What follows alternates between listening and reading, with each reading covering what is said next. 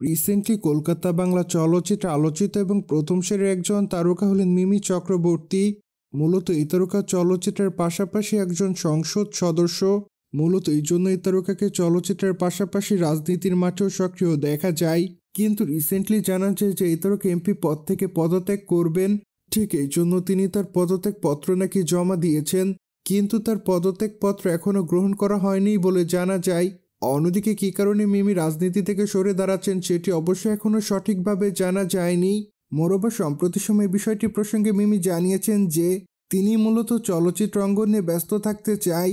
ঠিক এই জন্য এই তারকাকে আগামী নির্বাচনে নাও দেখা যেতে পারে, যদিও বিষয়টির এখনও কোনো আনুষ্ঠানিক ঘোষণা আসেনি।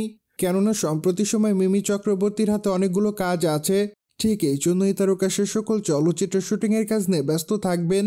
মোরোভার এই তারকা আরও জানিয়েছেন যে তিনি মূলত মানুষের কল্যাণের জন্য রাজনীতিতে এসেছেন।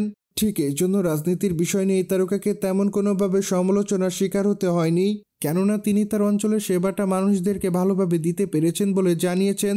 কিন্তু আগামী নির্বাচনে এই তারকাকে দেখা যাবে কিনা সে বিষয়টি প্রসঙ্গে এখনও জানায়নি। বায়দয়ে বর্তমানে এই তারকার হাতে অনেকগুলো চলচ্চিত্রের কাজ আছে, কিন্তু খুবই তাড়াতাড়ি এই তারকা সে সকল চলচ্চিত্রের শুটিংয়ের কাজ শুরু করবেন।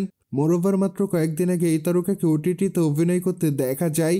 কেননা যাহা বলিব সত্য বলিব ওয়েব সিরিজে অভিনয় করেন এই তারকা, সেখানে অবশ্য কলকাতা বাংলার এই সুন্দরীকে আইনজীবীর চরিত্রে অভিনয় করতে দেখা যায়।